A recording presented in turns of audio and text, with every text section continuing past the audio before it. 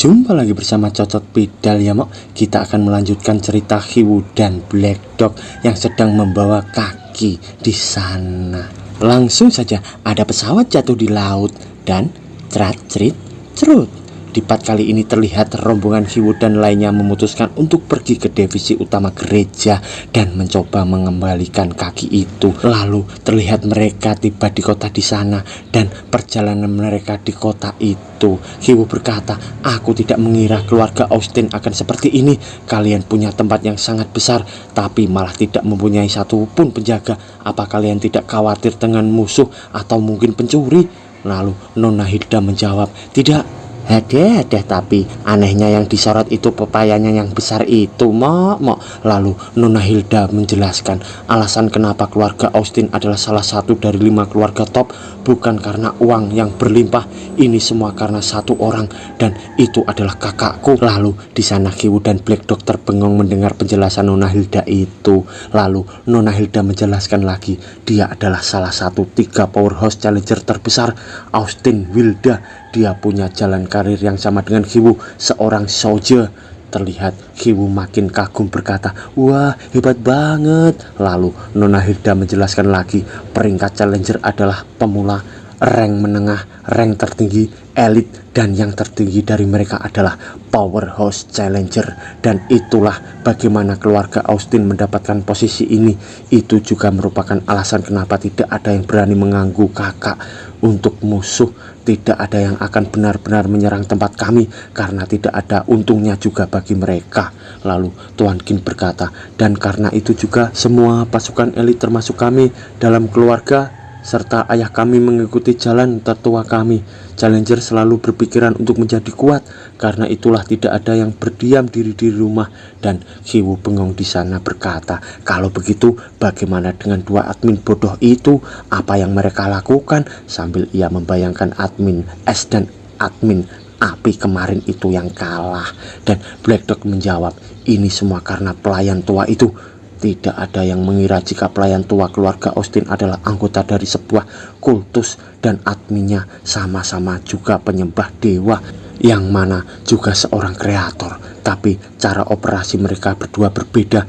Tingkah gila anggota kultus menyebabkan para admin berpikir jika mereka adalah iblis, dan hasilnya para anggota kultus berada dalam daftar prioritas admin untuk dicari. Yang membuat tambah parah, Pak Tua itu menggunakan para mayat untuk membentuk altar persembahan simbol dewa. Altar persembahan itu lebih dari cukup bagi para admin untuk masuk ke dalam keluarga Austin. Untung saja pria tua itu tiba-tiba menghilang. Jika tidak, dia bisa menarik keluarga Austin dan menghancurkan reputasi kita. Sambil Qin dan Nona Hilda bengong mendengarnya. Di sana Tuan Qin termenung bergumam, "Tuan pelayan dan Teddy." Lalu ia membayangkan masa kecilnya bersama mereka itu, dan kita diperlihatkan pusat kota yang ramai dan mereka di depan penginapan. Hiwu berkata, "Kita akan menginap di sini untuk hari ini." Lalu Black Dog menjawab, "Bukankah ini terlalu mewah? Kita bisa tidur di luar saja." Hiwu menjawab, "Aku sudah bilang jika kau tidak perlu mengeluarkan sepeser pun uang, tuan anjing penjaga uang." Lalu di sana terlihat tangan mengepal, dan ternyata itu adalah Hiwu yang berada di kasur. Dan ia berkata, "Akhirnya aku bisa beristirahat di kasur yang empuk. Aku tidak akan bohong, tapi cara transportasi di dunia ini sangat tidak praktis." Dan tiba-tiba terdengar orang berbicara, "Jika kau berencana tidur di kasur, aku akan memilih lainnya." Di sana Hiwu terdiam membatu. Lalu dia bangun dan di depannya ada Nona Hilda. Nona Hilda berkata, "Hanya ada 2 kamar. Qin dan Black Dog memilih kamar yang sama. Jadi?" Hiwu bertanya-tanya lagi. Lalu Hiwu berkata, "Tunggu. Aku baru ingat kalau kau punya kebiasaan yang aneh." "Hade-hade, Mok. Kalian semua tahu kan, Mok, ade, apa kebiasaan aneh Nona Hilda waktu tidur itu, ade?" Lalu kita diperlihatkan Black Dog yang berkata, "Kenapa kau tidak memilih tidur di kamar yang sama dengan kakakmu?" Tuan Qin menjawab, "Karena kakakku selalu tidur telanjang. Itu menyebalkan." "Iya, Mok. Hilda selalu tidur telanjang kan, adek, Hiwu." Lalu terdengar Hiwu berkata, "Apa nyaman tidur seperti itu?" Nona Hilda menjawab, "Kau bisa mencobanya." Terlihat di sana Nona Hilda yang hanya dibalut oleh selimut. Tapi Hiwu tidur di bawah dengan mata tertutup kain. Ada, nggak ada kesempatan nih, Mok. Hiwu berkata, "Oh ya, Nona Hilda, apa yang kakakmu sibukkan di luar? Apa dia sedang melawan monster, meningkatkan level dan mendapatkan equipment baru?" Hilda sambil tidur ngangkang menjawab, "Mok, itu hanya dasarnya saja. Sekarang mereka sibuk melawan keluarga lain agar bisa mendapatkan sumber daya yang lebih baik. Aku dengar kau sudah mendapatkan sumber daya itu, kau akan diberi kekuatan yang melimpah. Itulah kenapa kakakku Wilda dan lainnya tidak pernah di rumah." Lalu Hiwu menoleh bertanya, "Sumber daya? Apa itu?" Lalu Nona Hilda dengan pepayanya yang nongol dibalut dengan selimut itu, ia berkata, "Ini memperbolehkan mereka untuk mempunyai hidden monster lair. Seluruh keluarga lain termasuk milikku sudah mencari hidden layer itu. Alasan utama adalah untuk mendapatkan equipment dari hidden layer monster itu." Lalu Hiwu terkejut sambil membuka penutup matanya. Ia berkata, "Hidden layer? Jangan-jangan?" Lalu terlihat suasana kota di malam yang sepi di sana. Di sana Nona Hilda tidur dengan nungging, tapi Hiwu malah di jendela berkata, Hei, ayah, apa kau mendengar aku? Hei, katakan sesuatu, ayah." Lalu ternyata Hiwu memanggil Bos Dewo di sana. Hiwu bergumam, "Apa dia tidak bisa menerima panggilanku? Aku juga ingin bertanya tentang divisi utama gereja. Apakah hidden layer yang dicari top 5 keluarga adalah tempat ayah, yaitu Demon Garden?" Lalu terlihat di sana hidden layer The Demon Garden Entrance itu. Di sana seseorang menancapkan pedangnya. Ternyata itu adalah 3 challenger dari keluarga Vanguard Bennett. Challenger Kelly berkata, "Equipment terkuat sepanjang waktu sepertinya jadi milik keluarga kami, keluarga Bennett. Untung saja kita tidak bertemu pemimpin pasukan. Jika tidak, mereka pasti akan mengambil penghargaan kita." Lalu terdengar suara berkata, "Hahaha, 3 orang bodoh. Baiklah, majulah." Ternyata itu adalah Bos Dewo yang sedang duduk di singgasananya di depan mereka bertiga. Bos Dewo berkata, "Biarkan aku merasakan rasa kekalahan untuk pertama kalinya." Sedangkan di tempat lain terdapat lambang bendera keluarga Austin dan di sana terdapat kemah utama keluarga Austin. Seseorang berkata, "Lapor, tim Vanguard Bennett sudah menemukan hidden layer." Sambil orang itu membungkuk di depan pintu kamar dan terdengar dari luar suara orang sedang mantap, yes, ada. Sedangkan seseorang yang di sana tadi seakan sudah terbiasa dengan pemandangan yang bikin sakne itu. Lalu terlihat di sana wanita dengan bibir berwarna hijau berkata, "Kalian semua mundur." Dan terlihat di sana beberapa pria kekar dengan keringat bercucuran keluar dari kamar tadi itu.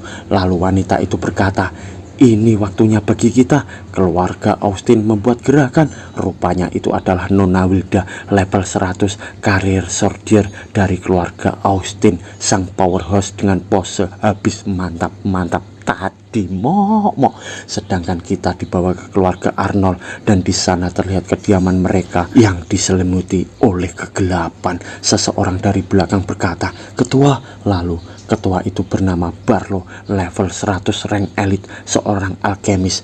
Barlow berkata, "Kau pasti sudah mendengarnya?" Seseorang di belakang tadi menjawab, "Benar, ketua. Kali ini keluarga Bennett beruntung dan menemukan hidden layer." Barlow berkata, "Ini sumber daya yang harus kita dapatkan. Kirim Hauer ke medan perang. Mereka adalah powerhouse challenger. Jangan kalah dengan keluarga Austin." Terlihat di sana seseorang telah mengalahkan monster besar. Ini waktunya mereka merasakan betapa agungnya atribut kegelapan keluarga Arnold.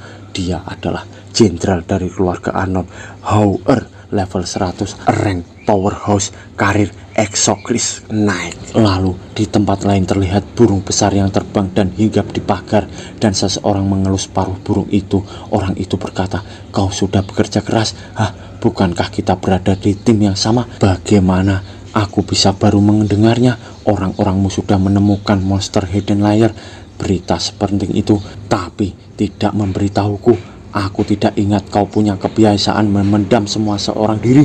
Ia adalah komandan dari keluarga Adolik, level 100 rank elite karir Wandering Knight. Lalu seseorang Pak Tua berkata, jangan khawatir karena kita sudah setuju untuk bergabung. Kita harus membagi sumber dayanya. Simpan perkataanku, itu adalah kepala keluarga Bennett, Darren, level 100 rank elite karir Exocrist Knight. Ia berkata, kita harus mulai dengan memperluas daerah perlindungan kita. Kita perlu melindungi area sekeliling Hidden Layer secepat mungkin. Aku menduga akan segera mulai menyerang. Lalu Adolik berkata, apa yang perlu ditakutkan? Seluruh keluarga Adolf dipenuhi dengan Wandering Knight. Hanya dengan memanggil binatang kami itu sudah cukup membuat mereka menderita. Ditambah keluarga Bennettmu mempunyai senjata equipment yang terbaik dengan aliansi kami. Bahkan jika mereka mempunyai Powerhouse Challenger, mereka tetap tidak akan bisa melakukan apapun. Lalu ketua Darren berkata, Powerhouse Challenger, lebih baik kita tidak menurunkan kewaspadaan kita. Ternyata antara keluarga Bennett dan keluarga Adolf telah beraliansi merebut Hidden Layer. 5 keluarga besar mempersiapkan pertarungan di Hidden Layer kecuali satu keluarga. Lalu kita dibawa ke divisi utama gereja. Seseorang berkata, kau di sini, Colby Barker, dan orang itu adalah kepala gereja Tian Xiang. Dan di depannya seseorang sedang hormat berkata, jenderal dari keluarga Colby menghadapmu tuan. Ia adalah jenderal keluarga Colby, nama Barker, level 100 rank elite karir Exocrist Knight, kepala gereja di sana. Ia berkata, dengan bergabungnya kalian dengan kami, aku percaya gereja kami akan bisa mencapai tangan dewa. Lalu Barker menjawab, sebuah kehormatan bagi kami untuk bergabung dengan gereja. Aku harus menunjukkan keteguhan keluarga kami. Kami harap gereja akan melindungi seluruh keluarga kami. Di sana kepala gereja berkata, jangan khawatir, selama aku masuk ke daerah dewa, aku bersumpah akan membantu kalian menjadi kuat. Sambil terlihat potongan dari iblis yang tersusun rapi, hanya tinggal kakinya yang belum sempurna yang dibawa oleh Kiwu tadi. Kepala gereja berkata lagi, tapi proses kami saat ini sedikit.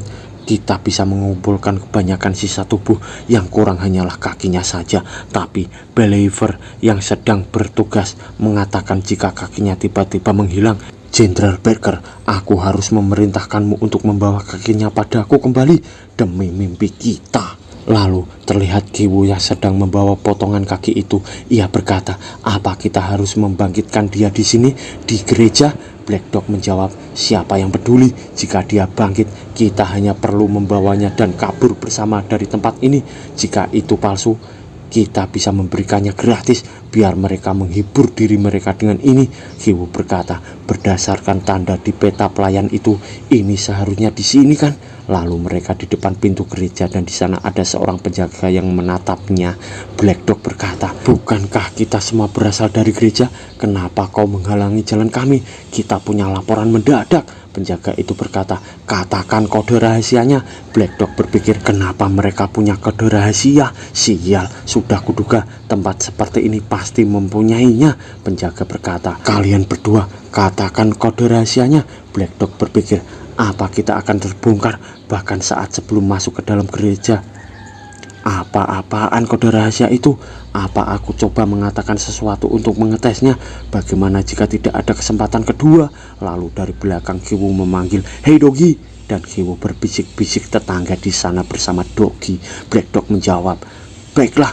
Di sana penjaga marah berkata, apa kalian benar-benar orang kami? Katakan kode rahasianya, jawab aku. Lalu tiba-tiba tangan mengarah ke atas. Ternyata itu adalah Black Dog memegang kepala penjaga itu dan menghantamnya ke lantai hingga terkapar. Mokat momok. Lalu Black Dog berkata, sudah terjawab. Lalu mereka berdua berjalan ke dalam gereja itu. Kiwu berkata, selamat, kau sudah menjawabnya dengan benar. Black Dog menjawab, selalu melakukan hal-hal bodoh ini.